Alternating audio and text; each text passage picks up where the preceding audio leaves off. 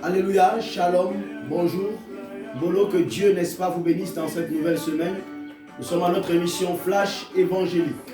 Nous sommes dans le texte de Jean, l'évangile selon Jean, à partir de ces versets, de ces chapitres 6, les versets 40. Je vais rapidement lire.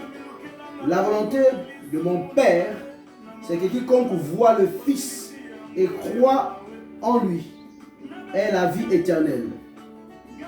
Et je le ressusciterai au dernier jour. Bien-aimés dans le Seigneur, que le Seigneur dans son amour apporte à votre vie la grâce de la compréhension des Saintes Écritures. Nous parlons aujourd'hui et nous avons comme titre « Allons à sa rencontre ». Allons à sa rencontre est, n'est-ce pas, notre message de ce matin, est le thème de ce message ce matin.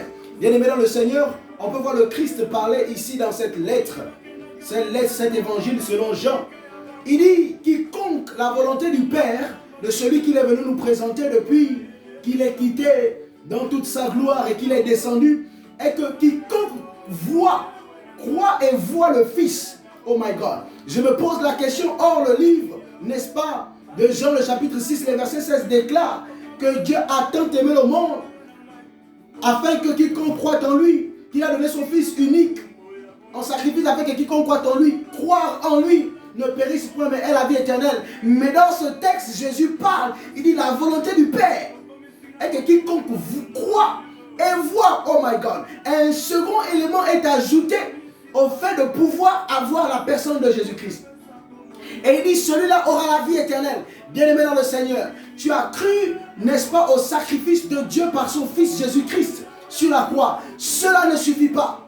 Je t'annonce ce matin que cela ne suffit pas. Il faudrait que tu rajoutes un second élément. Tu as cru, gloire à Jésus-Christ. Mais il te faut maintenant voir. Oh, qu'est-ce que tu es en train de me dire? Tu me diras, évangéliste, comment est-ce que je peux voir, frère dans le sang?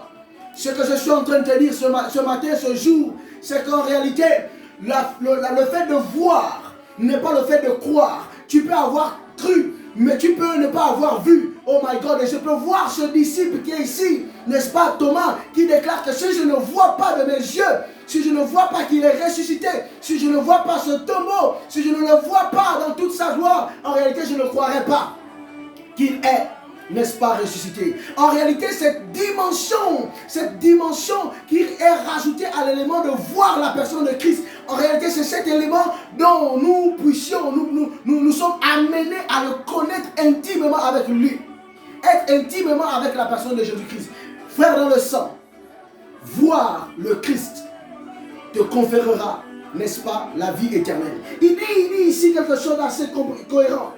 Il dit, il ressuscitera au dernier jour. Oui, en réalité, la vérité, c'est que tu as eu le potentiel d'être sauvé, de ne plus être une viande, une poussière.